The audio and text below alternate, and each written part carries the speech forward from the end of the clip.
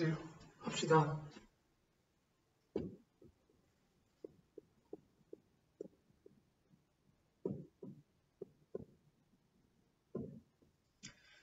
자, 충감사가 쓴 창기파란 건데요. 자, 이거 전에 몇 가지만 언급을 할게요.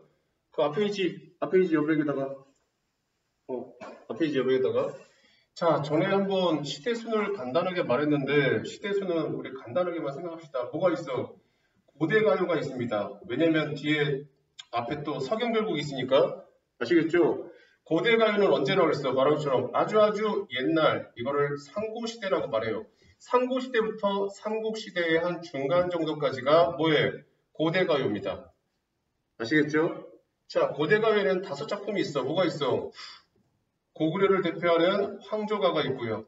그 다음에 고조선을 나타내는 공무도화가, 그 다음에 백제가요라고 말하는 정읍사, 그 다음에 가야의 노래인 구지가, 그 다음에 해가가 있는데 해가는 많이 언급이 안 되기 때문에 대표적으로 이 정도 4개만 알아두시면 아, 이게 고대가요구나 라는 걸 아셔야 돼요. 그리고 난 다음에 삼국시대의 어느 시점부터 신라, 통일신라라고 말하는 이 신라 말기까지, 신라가 끝나는 시기입니다. 이 시기까지가 바로 뭐야? 향가라고 말을 합니다. 향가. 신라의 노래를 향가라고 말하는 거죠. 아시겠죠? 이 향가는 이따가 이거 지우고 난 다음에 창기파라고 할 때 좀 더 디테일을 하겠습니다. 아시겠죠? 자, 그리고 난 다음에 신라가 끝나고 난 다음 뭐예요? 바로 고려의 건국이죠. 고려의 건국서부터 고려가 끝나는 때까지를 뭐라 그래? 고려 가요라고 말합니다. 고려 가요를 다른 명칭으로 뭐라 그래? 고려 소교라고도 말을 하고요. 고려의 여자와 노래의 요자를 써서 여유라고도 말을 합니다. 명칭이 그러니까. 더불어서 고려 가요는요, 뭐예요? 서민의 노래입니다. 서민의 노래. 그러면 서민의 노래가 있으면 귀족의 노래도 있겠죠. 그죠? 이 귀족의 노래를 갖다가 뭐라 그래? 경기체가라고 말을 합니다. 경기체가. 상식으로 좀 아셔야 돼요. 경기체가는 다수의 작품을 외울 필요도 없어요. 하나만 아시면 되죠. 뭐 한림별곡이라는 작품이 있어요. 이 작품만 보통 교과과정에 좀 소개가 되는 실정이기 때문에 그 정도만. 그리고 난 다음에 조선이 건국되고 난 다음에는요, 뭐 여러 문학이 있지만 대표적으로 조선을 대표하는 건 악장 문학입니다. 악장. 바로 용비어창가 같은 거. 아시겠죠? 이 시대로 가기 때문에 일단 우리가 배워야 될 거는 신라의 향가를 배울 거고요. 다음 시간에 고려가요인 뭘 배워야 돼? 서경열곡을 배워야 되는 거예요. 그리고 조선으로 넘어가면 물론 고려 중순이나 말서부터 시작된 거지만 뭐가 바로 시조죠. 그래서 시조 세수가 바로 이때 쓰는 거예요. 시대적으로 말하면. 고정문을 아무 생각 없이 여기저기다가 바꾸셔야 되는 게 아니라는 얘기예요.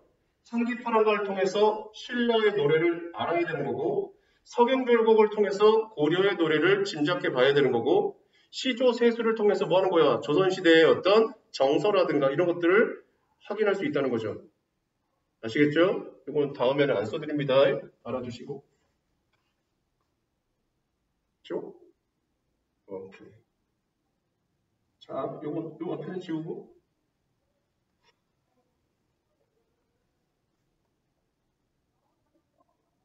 얘도? 지운다? 오케이. 자, 보세요. 신라의 향가. 자, 향가에 대해서는 조금, 여기서 디테일하게 조금만 봅시다. 엄청나게는 아니고. 자, 제일 먼저 나오는 게, 창기파란가부터 먼저 설명할게요. 차는요, 뭐해? 여기다가 앞에다가, 찬한다. 싫으면 찬양한다. 라는 걸 붙이면 돼요. 제목을 잘 보셔야죠. 기파는 뭐요? 이름입니다, 이름. 랑은요, 위에다가 화자를 넣으면 돼요. 그러니까 뭐가 되는 거예요? 기파라는 화랑을 찬양하는 가는 뭐야? 향가라는 뜻이에요. 노래. 아시겠죠? 그러면 기파를 갖다가 왜 예찬합니까? 그러면 얘가 뭐 했어? 바로 죽었거든요. 아시겠죠? 그 죽음을 안타까워해서 그 사람의 뭐 인품을 갖다가 찬양하는 노래. 그게 창기파라고 합니다. 자, 먼저 향가가 있으니까. 자, 향가는요, 첫 번째 아까 말한 것처럼 신라의 노래입니다. 그런데 얘는 형식이 나눠져 있어요. 자, 형식은요, 크게 세 가지입니다. 몇 구체? 4구체가 있습니다. 4구체. 그 다음 몇 구체가 있어? 8구체가 있고요. 그 다음에 10구체가 있습니다. 이때 구를요, 뭐로 바꾸면 돼? 줄로 바꾸시면 돼요. 줄. 즉, 4구체라는 건 몇 줄로 되는 거야? 4줄로 되는 거고. 그 다음에 8구체는 8줄로 되는 거고. 10구체는 10줄로 되는 거죠. 4구체의 대표적인 거 바로 뭐가 있어? 서동요가 있죠. 그죠? 서동요. 선화공주하고 백제 무왕의 이야기. 그 다음에 8구체는 뭐 있어? 모죽지랑가. 모죽지랑가라든가 처형가. 이런 것들이 8구체예요. 10구체는 너무 많이 알려진 게 바로 뭐예요? 제망매가죠. 그죠? 제망매가. 이렇게 종류가 나뉩니다. 그 중에서 우리가 반드시 아셔야 될 건 뭐야? 바로 19체 향가죠. 자, 19체 향가는요, 다른 명칭으로 뭐라 그래? 사내가라고 말합니다. 별칭. 더불어서요, 19체 향가는 뭐가 있어? 특징이 있습니다. 특징. 특징이 몇 가지입니까? 그러면 두 가지입니다. 첫 번째는 바로 뭐야? 3단 구성으로 되어 있다는 거예요. 3단 구성. 고전문학의 3단 구성은요, 명칭을 기서결이라고 말을 해요. 4단 구성일 때는 기승전결이라고 말하고요. 그래서 3단 구성으로 돼서 기, 그 다음에 서, 그 다음에 결. 이거 말한 거죠. 오늘날에 뭐 3단 구성이면 처음, 중간, 끝 이런 걸 갖다가 별칭으로 기, 서, 결 이렇게 말하는 거예요. 내용상 세 파트로 나눠진다는 거죠. 아셔야 돼요. 19시향가만의 특징이니까. 두 번째는 바로 뭐야? 아홉 번째 구죠. 아홉 번째 구니까 구를 뭐라 그랬어? 줄이라 그랬죠? 아홉 번째 줄, 뭐에? 감탄사가 등장을 합니다. 그래서 이걸 뭐라 그래? 바로 낙구다라고 말을 합니다. 낙구. 이게 19체향가의 기본적인 특징이라는 거 알아두시고요. 자, 두 번째는요. 향가의 형식 말고 표기를 아셔야 됩니다. 표기. 자, 향가의 표기는요. 크게 말하면 뭐에? 그 옛날에 했던 향찰이라고 그러죠? 1학년 때 배웠던 거 기억나셔야 되는데 향찰. 향찰이 뭡니까? 라고 하면 바로 한자. 한자에 뭐를 음과 훈이죠. 뜻이라고는 상관없어요. 음과 훈을 빌린 겁니다. 빌려서 뭐라는 거야? 바로 우리말 어순이죠. 우리말 어순으로 뭐 빌릴 차, 글자자 표기한다 그래서 차자 표기 이렇게 말하는 거예요. 고로 향찰로 표기한 것은 뭐에? 한자가 있더라도 이 한자를 절대 뭐 하면 안 돼? 해석하시면 안 되는 겁니다. 해석하시면. 아시겠죠? 그럼 뭐 하는 거야? 그냥 다른 데서 읽는 게 맞는 겁니다. 됐음? 한 가지 더. 자, 차자 표기할 때 이 향찰에는요, 두 가지가 있어요. 의미를 갖고 있는 걸 실질 형태소라고 말해요. 실질 형태소. 반면에 주격조사라든가 어미처럼 뭐뭐가, 뭐뭐을 이렇게 조사라든가 뭐뭐 하겠다, 뭐뭐 얻다 이런 것처럼 어미 이런 걸 형식 형태소라고 그래요. 실질 형태소 부분에는 뜻을 빌려서 많이 써요. 주로. 그래서 이걸 훈차를 주로 쓴다. 반면에 형식 형태소에는 음차를 쓴다는 것까지 알아두셔야 됩니다. 아시겠죠? 자, 이게 향가의 기본적인 얘기고 하나 더. 자, 이 향가를 해석하는 사람은요. 대표적으로 대한민국에 두 명이 있습니다. 하나는 양주동이고요. 또 한 사람은 김한진입니다. 이 두 사람이요. 똑같은 향가를 놓고 해석이 달라요. 지금 영어 교과서에는 열치매로 시작하는 건 누구 거야? 누구 해석본이야? 양주동 해석본입니다. 아시겠죠? 똑같은 내용을 김한진은 뭐해? 흐느끼며 바라보니 아니면 느껴봄 이런 식으로 나와요. 그래서 김한진 본이 있고 양주동 본이 있어요. 두 개의 차이점이 뭡니까? 라면 어휘가 달라요. 또 방식이 달라요. 지금 양주동은 문단의 형식을 쓰는데요. 김한진은 그렇게 안 써요. 또 굳이 하나 더 얘기한다면 뭐 하는 거야? 이 김한진 본에는 없는 단어가 나와요. 수풀이요 이런 것들이 나와요. 그게 뭐예요? 나 창기파라고 배웠는데 이거 갑자기 뭐죠? 이런 말이 나오는 건 바로 김한진 본을 봤기 때문이에요. 반면에 김한진 본을 배운 사람들은 양주동 본 이게 뭐야? 이렇게 되는 거예요. 아시겠죠? 똑같은 내용을 한자로 돼 있다 보니까 이 해석을 갖다가 어떻게 하느냐에 따라서 본이 다르다고요. 자, 이제 창기파란가로 가면 창기파란가에서 알아둬야 될 건 뭐야? 말 그대로 예찬한 거죠?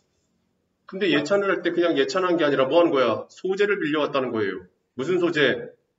자연의 소재를 빌려왔다는 거죠. 자연의 소재를 빗대서 뭐 한다는 거야? 인물의 성격이라든가 인품을 갖다가 예찬하는 내용으로 흘러가고 있다는 걸 아셔야 됩니다. 자, 보세요. 갑니다. 열침에 앞에 그러시고요. 열침에 나토연달이 흰구름 조초 떠가는 안디하 가로 닫으시고요. 자, 일단 그 왼쪽 있죠? 왼쪽에 한자 세 줄 묶으세요. 세 줄 묶고 바로 얘입니다. 3단 구성. 3단 구성 중에서 얘가 제일 먼저 뭐야? 서예요. 기서결에서 기죠. 써놓으세요. 기라고 써놓으세요. 커마 찍고 물어보는 파트라고 해서 문사라고 말합니다. 문사. 말씀사자, 물을 문자, 묻는 말, 그래서 문사. 커마 찍고 써놓으세요. 뭐라 써놔? 작가가 달에게 질문이라고 써놓으세요. 작가가 달에게 질문하는 겁니다. 커마 찍고 하나 더 써놓으세요. 뭐 써놔? 19체 향가의 특징. 19체 향가의 특징을 엿볼 수 있는 거죠.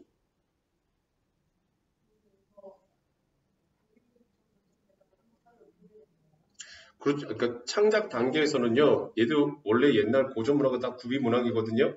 그런데 얘는 지금 원래 대표적으로 서동요를 설명해보면, 서동요는요, 서동이라는 아이가 뭐에 사람들을 갖다가 속이기 위해서 어떻게 보면 선화공주를 모함하기 위해서 노래를 만든 거거든. 노래를 만들면서 사람들한테 퍼뜨려야 돼. 그러니까 그건 정확하게 선후관계가 좀 있어야겠지만 일단 노래를 만든 거예요. 그래서 노래를 부른 건데 이걸 사람들한테 퍼뜨리려면 뭐해? 자기의 신분을 숨기려면 어쩔 수 없이 입에서 입으로 퍼뜨려야 돼요. 그래서 그걸 갖다가 종이에 옮겨 쓰는 순간 향찰, 한자를 빌려오게 되는 거죠. 그러니까 그 순간은 뭐 선후관계가 얼마나 되는지는 정확하게 말할 수 없어도 어쨌든 구비의 성격도 있는 거고 그걸 기록으로 쓴 것도 되는 거죠. 아니, 향가가 그런 거죠. 그 다음에 다른 문학들도 뭐에 구비 전승되다가 한글 창제 이후에 기록으로 정착되거나 하게 되는 거죠. 뭐를?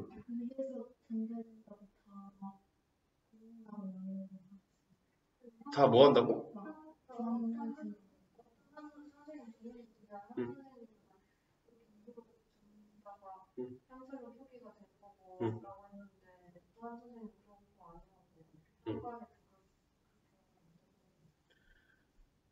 그 부분을 말하는 거 지금 여기서 아까 말한 서동요 같은 경우는 딱 그 케이스예요.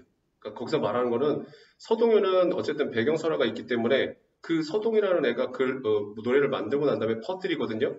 그렇기 때문에 얘는 구비의 성격이 좀 있어요. 그 배경설화만으로 본다면 왜냐면 그걸 바로 만들어서 그 다음에 써서 그걸 갖다 퍼뜨렸다고 말할 수는 없거든요. 오케이? 그 다음에 말한 것처럼 지금 이 창기파란가라든가 아니면 충담사의 또 다른 작품 안민가 같은 것들이라든가 아니면 도솔가 이런 것들 그런 것들은 보통 구비전승보다는 사실은 바로 창작했을 가능성이 높아요. 왜냐하면 안민가 같은 경우를 대표적으로 말하면 경덕왕이 길을 가다가 이것도 배경설화가 있는 거니까 경덕왕이 길을 가다가 갑자기 좀 사방에 흩어져서 뭔가 좀 도술 아니면 덕 아니면 뭔가 불도가 좀 높은 사람들 그 스님을 한번 찾아와라 그렇게 말을 해요. 그랬을 때 사람들이 퍼져서 뭐해 스님을 찾는데 제일 먼저 어떤 화려한 옷을 화려한 스님의 옷을 입은 사람을 불러와요. 근데 그 스님이 아니라고 말을 해요. 그리고 난 다음에 뭐해 다시 찾았을 때 약간 허름해요. 되게 좀 옷도 좀 해진 옷이죠. 근데 뭔가 느낌은 뭐해 굉장히 좀 불도가 높을 것 같은 그런 스님을 데리고 오는데 그게 바로 충담사예요. 그래서 충담사한테 경도왕이 그래 내가 찾는 스님이 바로 너다. 야 내가 백성들을 이렇게 쭉 둘러보니까 백성들의 삶이 그렇게까지 윤택하진 않은 것 같아. 내가 백성들을 좀 편안하게 다스리고 싶은데 방법이 없을까? 그러자 뭐 한 거야? 충담사가 바로 글을 써요. 그게 바로 안민가예요. 이런 경우는 어떻게 보면 입에서 구전되는 것보다는 그 자리에서 어떻게 보면 쓴 거일 가능성이 있는 거죠. 이해가십니까? 그런 케이스가 있을 수 있다는 거죠. 근데 일반적으로는 보통은 문학이라는 게 그러니까 어떻게 보면 한글 창제 이전까지는 거의 구비문학의 성격이 큰 건 맞아요. 왜 그러냐면 그때는 어쨌든 우리 문자가 뭐 정착이 된 것보다는 보통 한자를 빌려 쓰다 보니까 한자를 아는 사람들도 상당히 드물었고 한자를 아는 사람들은 그나마 기록문으로 갈 수도 있었던 거고 한자를 모르는 사람들은 어쩔 수 없이 입에서 입으로 전달되거나 아니면 그것도 여러 가지 무슨 사당패라든가 이런 사람들이 문학이라든가 아니면 연의를 하면서 그렇게 전승일 가능성이 높아요. 그렇기 때문에 일반적인 속성을 말한 거냐 아니면 어떤 작품에 대한 특정을 이야기한 거냐의 차이인 거예요. 오케이? 뭐지 그 눈빛은? 알아두시고요. 창기파란가. 그래서 여기서는 그냥 일반적으로 말하면 고전문학은 그냥 구비전승의 성격이 커요. 근데 이 한가 같은 경우는 충담사라든가 이것도 특정한 작가가 있는 것들은 아무래도 약간은 기록적인 성격이 있긴 하겠죠. 자기가 썼으니까. 퍼뜨리고 난 다음에 정착한 게 아니라면. 자 보세요. 열치매 앞에 가로 여시고요. 나투얀 다리 흰구름조차 떠가는 안디하 가로 닫으시고요. 자 먼저 열치매에다가 밑줄 그으세요. 열치매가 뭐 뜻이야? 아까 했잖아. 열치매. 얘 지웁니다. 얘가 대답을 안 해서.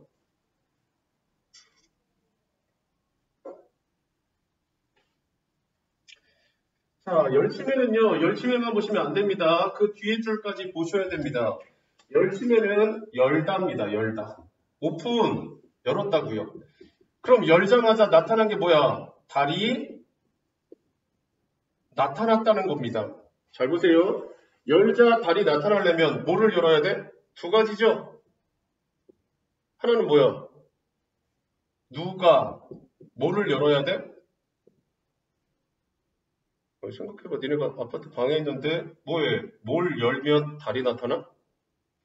그렇죠. 창문이죠. 창을 여는 거예요. 누가 열어? 화자겠죠. 모르면 일단 화자 잡아야죠. 화자가 창문을 열면 달이 나타나겠죠. 이해가심? 그런데 미안하지만 창문을 열어도 달이 안 나타난 경우가 있죠. 왜? 왜? 가렸으니까. 뭐에 가려? 구름이요. 그러니까 이것도 똑같이 하면 누가 뭐를 열어야 돼? 구름을 열어야죠. 맞잖아. 그럼 구름을 여는 건 누구야? 구름 누가 열어? 바람이요. 이거 학교에서 한 거 맞아? 바람이죠. 그래서 열치매로 본다면 열치매의 직역은 열다예요. 열자 이런 얘기예요. 그런데 누가 열었냐는 거죠. 첫째는 화자가 창문을 열었을 경우로 해석할 수 있는 거고 두 번째는 뭐 한 거야? 바람이 뭐에? 구름을 열었을 경우로 해석할 수 있다는 거죠. 이해가심? 자, 열침에 나토얀이 바로 뭐요? 나타난 뭐가? 달이 나타났다는 거죠. 자, 달에다가 동그라미 치고 별표 하나 치세요. 중요하죠? 자, 달이 뭐요?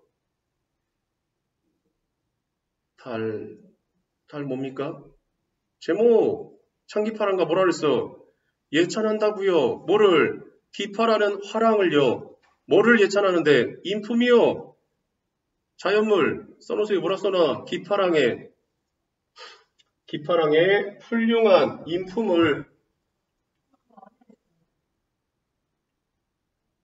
그럼 뭐라 그랬는데?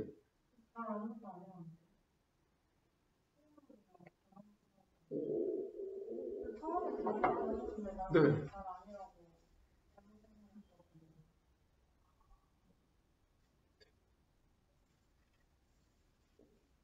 그렇게 하면 할 말이 없어. 학교에서 시키는 대로 가셔야죠. 왜냐면 학교에서 어쨌든 그렇게 가르쳐줬다면 책임을 져야겠죠. 그런데 이 작품에서 포인트는 바로 뭐야? 이 작품에서 포인트는 기파랑의 인품을 비유한 소재가 몇 가지야? 네 가지예요. 그래?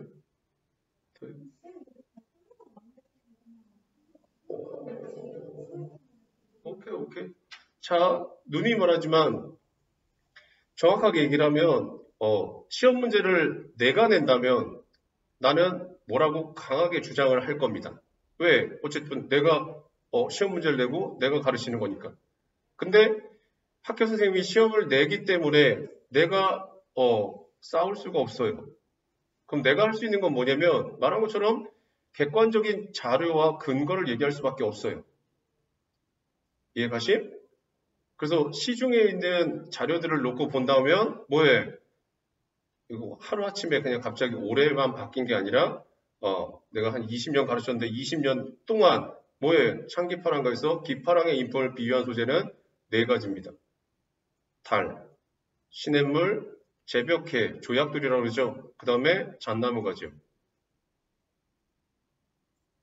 아니라고 했으면 아닌 걸로 하세요. 그 부분은 말하고 싶으면 나는 언급을 하고 싶지 않아. 왜 그러냐면 내가 그거 아니다 맞다를 예전에 여러 번 해봤거든요. 인정 안 해요. 인정을 안 하기 때문에 거기에 대해서 싸우는 건 에너지 낭비라는 걸 이미 알고 있어요. 그래서 학교에서 그렇게 가르쳤다면 시험 문제에서 그렇게 내면 안 되겠죠. 그래서 보통은 사실은 이거 지금 중앙고에도 실려 있거든요. 다른 작품에도 실려 있고, 근데 다른 학교는 그렇게 말 안 해요. 그리고 여고에서도 그렇게 달이 아니라고 말한 거는 나 올해 처음 들어요.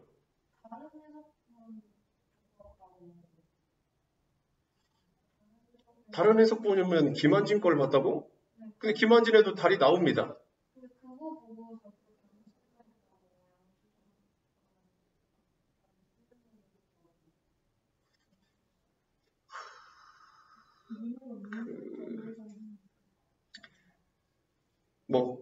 그래서 시키는 대로 가시되 김한진본에도 똑같이 달이 나오고요. 그 다음에 시냇물이 나오고요. 조약돌이 나오고요. 잣나무가 나와요. 근데 거기는 수프리어라고 하면서 어떤 기파랑의 모습을 빗댄 다른 해초, 또 해초 같은 그런 소재가 나오는 것 뿐이죠. 다를 건 없는데 어휘가 다른 거지 아예 내용 자체가 다른 건 아닌데 물론 문답 형식이라는 게 없는 거는 맞지만 일단은 시키는 대로 하세요. 거기에 대해서는 일단 학교가 따라가세요. 무조건. 뭐 어떡하겠어. 학교가 그랬다는데. 근데 만약에 앉아 계신 분들이 심심해서 서점, 그죠? 서점 가셔가지고 한번 뒤져보시면 달이 들어가는지 안 들어가는지 나올 겁니다. 아시겠죠? 직접 확인해 보시면 내가 말하는 건 그래서 일단은 일반적인 소재를 이야기할 수밖에 없다는 거 알아두시고요. 되었음? 자, 일단은 열침에 나투한 달이 곧 달에다가 동그라미 치시고요. 일반적인 건 쓰세요. 기파랑의 인품 첫 번째라고 쓰시고요. 콤마 찍고 뭐라 써야 돼? 달이니까 물론 해에 비해서는 덜하지만 뭐 한 거야? 밝죠? 밝음이라고 써놓으세요. 밝음 또는 광명 이렇게 말을 해요. 그러니까 성격이 조금 밝은 성격이었다라고 말할 수도 있다는 거죠. 콤마 찍고 하나만 더 써놓으세요. 화자가 직접 볼 수 없으며 상상을 통해 접근할 수 있는 대상이라고 써놓으세요.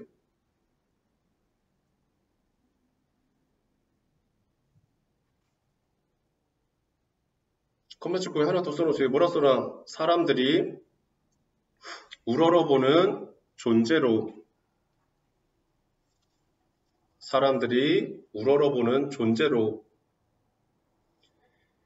기파랑의 고결한 자태를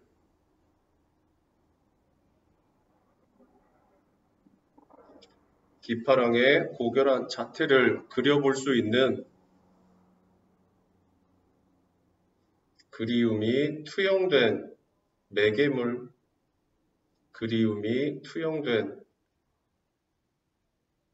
매개물입니다.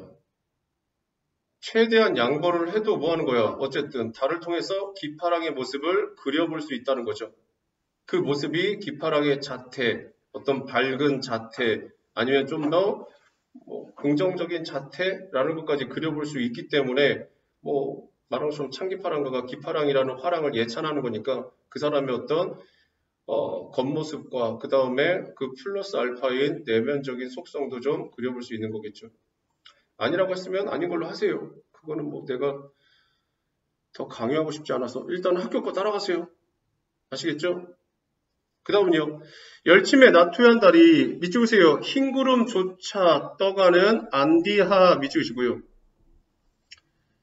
자, 일단 해석은 거기다 써놓으세요. 달이 흰 구름을 따라 달이 흰 구름을 따라 떠가기에 지금은 볼 수 없는 안타까운 상황입니다.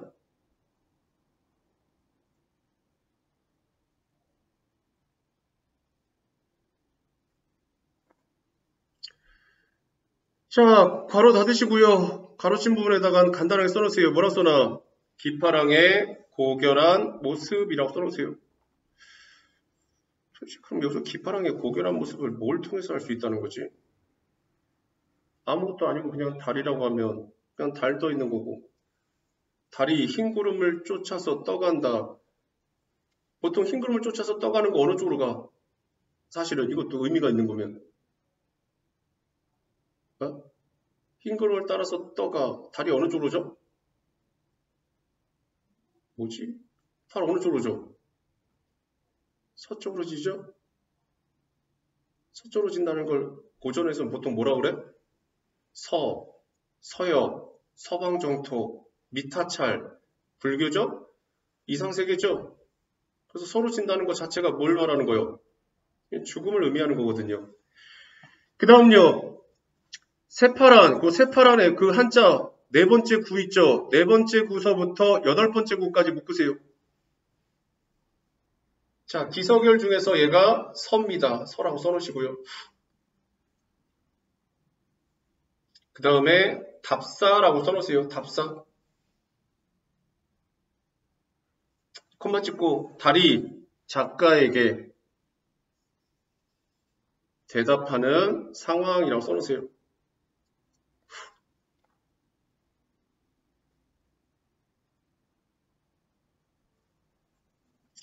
새파란 앞에 놓으시고요. 새파란 나리여의 기랑의 지지 이슈라 가로 닫으시고요. 자, 새파란은 색채 이미지 하나 쓰시고요. 나리여의 동그라미 치시고요. 자, 나리여에는 뭐요? 나리 또는 나리시옷이 냇물입니다. 써놓으세요. 냇물이라고 쓰시고,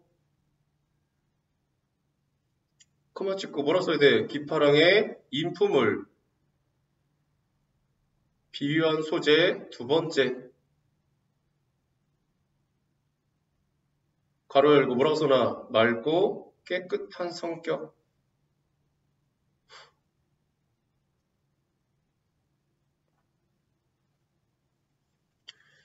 기랑이 기파랑이고요. 지지슈라 지지에다 미치시고요. 지지는 뭐야? 모습, 용모, 얼굴 이런 뜻입니다.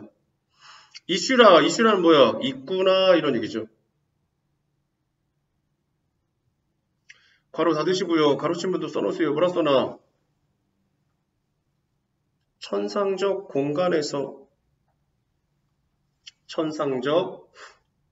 공간에서 지상적 공간으로 이동.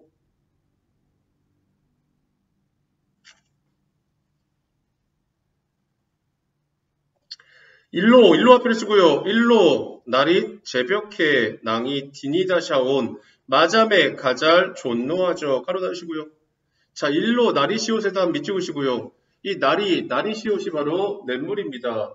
아시겠죠? 일로는요. 그 고유 명칭이라고 보시면 돼요. 우리 지금 말하고 좀 안양천 있으면 뭐해? 안양 나릿. 양재천이면 양재 나릿 이런 식으로 쓴다고요. 아시겠죠? 거기다 써놓으세요. 일로 나릿은 일로 냇물에 이렇게 해석하면 돼요. 일로 냇물에. 제벽해에다 동그라미 치시고요. 기파랑의 인품을 비유한 소재 세 번째. 해석은 조약돌입니다. 조약돌은요. 뭐에 냇가에 있는 돌로서 물이 많이 흐르다 보니까 돌이 원래는 까칠까칠했을 수도 있겠죠. 그런데 오랜 세월 깎이다 보니까 뭐 하는 거야? 부드러워진 거죠. 그래서 조약돌 하면 무슨 성격이야? 써놓으세요. 원만한 성격이라는 거예요. 둥글둥글 원만한 성격. 낭은 기파랑입니다. 기파랑을 줄인 거예요. 디니다샤온, 지니시던. 마잠의 가잘, 마잠에는 연철이죠, 그죠? 마잠에서 미음을 땡겨오면 마잠이 반치음이 나중에 뭐로 바뀌어? 동그라미로 바뀌어요, 그죠? 물론 탈락인 거지만. 어쨌든 마잠이 바로 마음입니다. 거기다 써놓으세요. 마음의 가잘은 뭐요? 한 끝, 부분. 콤마 찍고요. 의역하면 기파랑의 훌륭한 인품이라고 써놓으세요. 기파랑의 훌륭한 인품. 존누하저는 뭐야? 쫓다 이런 얘기입니다. 어떻게 보면 뭐에 그 인품을 따르다, 흠모하다 이렇게 되는 거겠죠.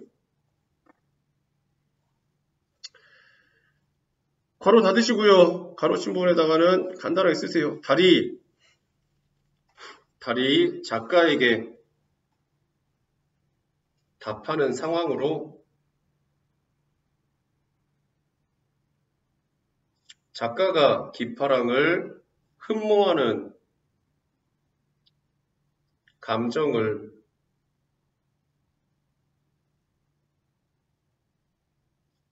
간접적으로 암시한 겁니다. 왜? 마음의 끝 한 자락을 갖다가 쫓노하죠. 쫓습니다. 본받겠습니다. 이런 얘기니까 흠모한다고 말할 수가 있는 거죠.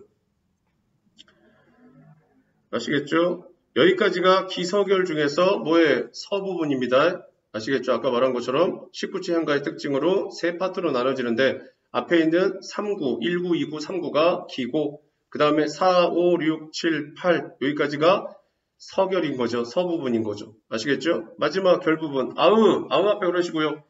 아으 잣나무 가지 높아 서리 못 놓을 화반이여 가로 닫으시고요.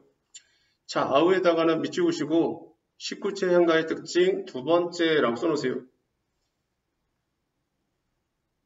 콤마 찍고 9번째 구에 감탄사로 시작. 콤마 찍고 뭐라고 써? 낙구라고 말합니다. 낙구. 아으 잣가지 높아. 잣가지에다가 동그라미 치시고요. 자 잣가지가 바로 뭐요? 깃바랑의 훌륭한 인품을 비유한 소재 네 번째죠.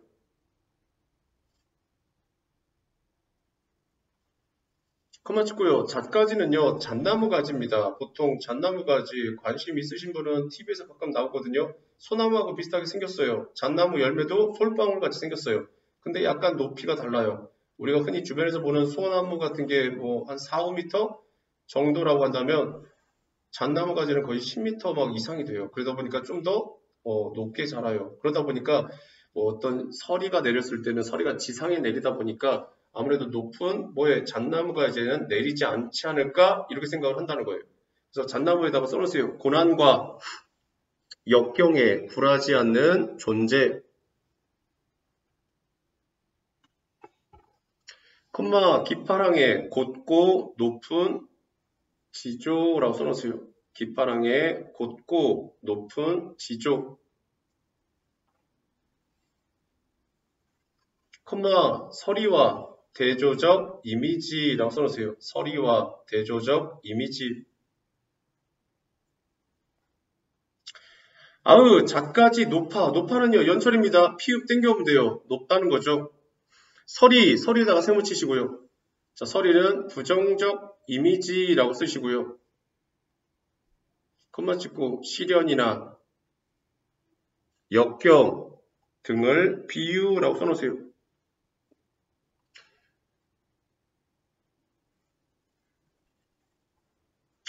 자, 서리가 못 놓을 화반이요. 화반은 미치시고요. 화반은 뭐야? 화랑의 우두머리라는 뜻입니다. 화랑의 우두머리.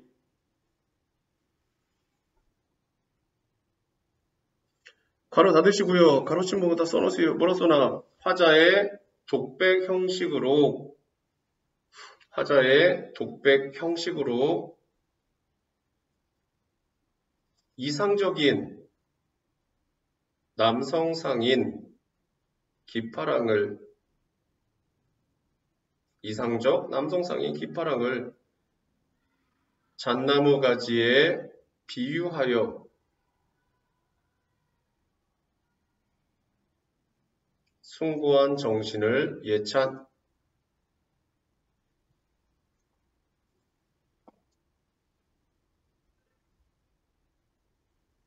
자, 왼쪽에 한자 두구 묶으세요. 9번째하고 10번째 묶으시고 기사결 중에서 뭐 하는 거야? 기서결 중에서 결 부분이죠. 컴마 찍고 작가의 독백으로 훌륭한 절개를 예찬이라고 써놓으세요. 훌륭한 절개를 예찬.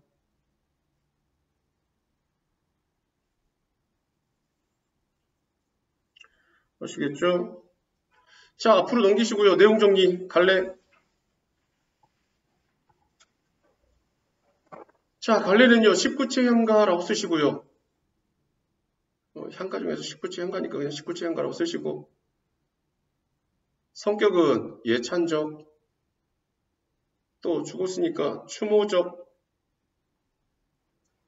또 감정이 많이 드러나니까 뭐에? 서정적. 자, 주제는 당연히 뭐겠어? 기파랑의 훌륭한 인품을 예찬.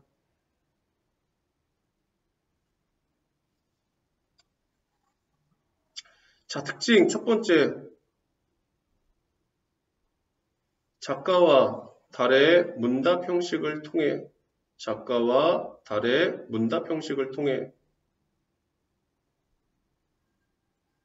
예찬의 효과를 부각.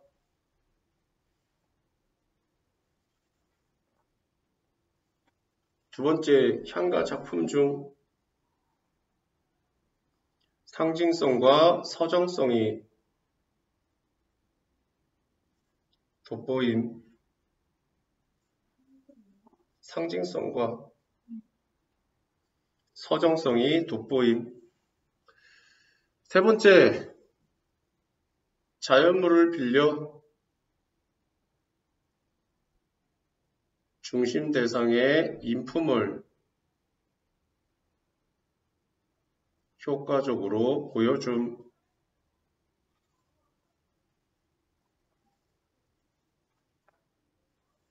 자, 마지막 기서결의 3단 구성.